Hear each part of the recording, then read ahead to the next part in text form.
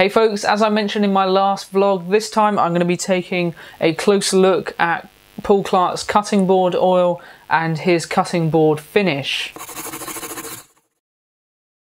As you might have seen in my last project video, I used both of the products in combination to apply a food safe finish to this rolling pin. However, this time I wanted to take a little bit more of an in-depth look at both of the products, and I'm going to be trying it out on this cutting board which I made about a year ago for my mum. If you follow me on Facebook, you'll know that I actually made this as a project video, but unfortunately before I actually got to editing the video, I lost all of the footage. That aside, this should still be a great item to test these food safe finishes on, and although this won't really be a review as such, I don't much enjoy doing reviews, nor am I in a particularly good position to do them anyway, but I thought if you see them applied and see the results that can be gained from them, that's really as much information as you need. Although these are labelled as cutting board finishes, as it says on the back, these are completely suitable for any other project where you want a food safe finish. The cutting board oil is really just a mineral oil based product which is enriched with orange and lemon oil, so I'll be interested to see what effect those two items have.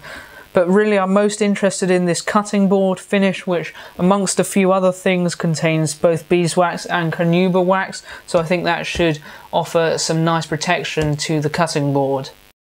Generally this end grain cutting board seems to be holding up quite well. There's no signs of any glue joints cracking or anything like that, and really because it's an end grain cutting board there's very little sign of cut marks on the top as well. This hasn't really been maintained since I made it. It hasn't even been oiled again since then.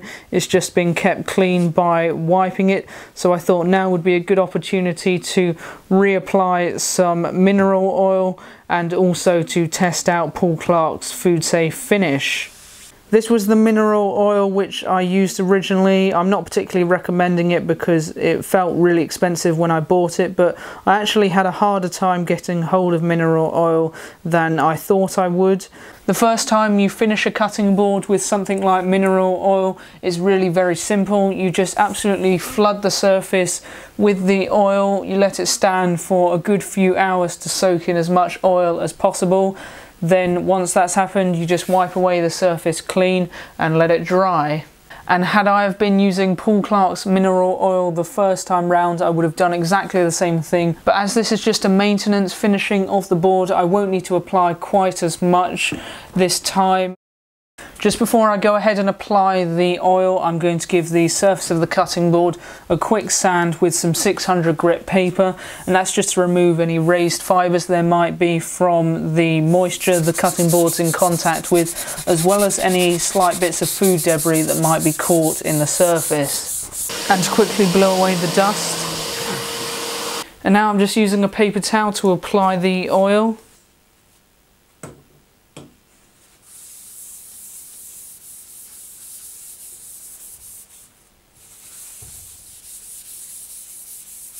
So I left this to dry overnight and already it's looking a lot nicer than it was, but I'm going to go ahead and apply the cutting board finish, and I think that should make the wood really come up nicely.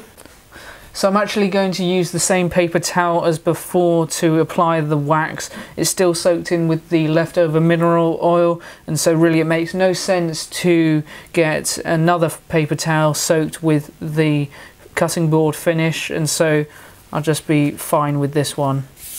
So I'm going to apply a nice generous coat of the wax, really work it into the grain. And now, as the directions suggest, I'm going to leave it for a good few hours to dry a bit. And finally, just to buff this to a shine,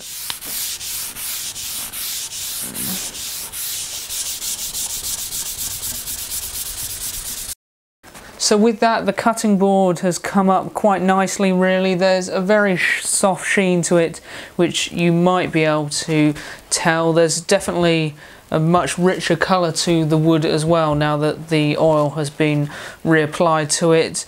You wouldn't expect a really sort of shiny finish from the wax blend that you would get from an ordinary furniture wax. It just, there's not the properties in those kinds of waxes to produce a finish like that.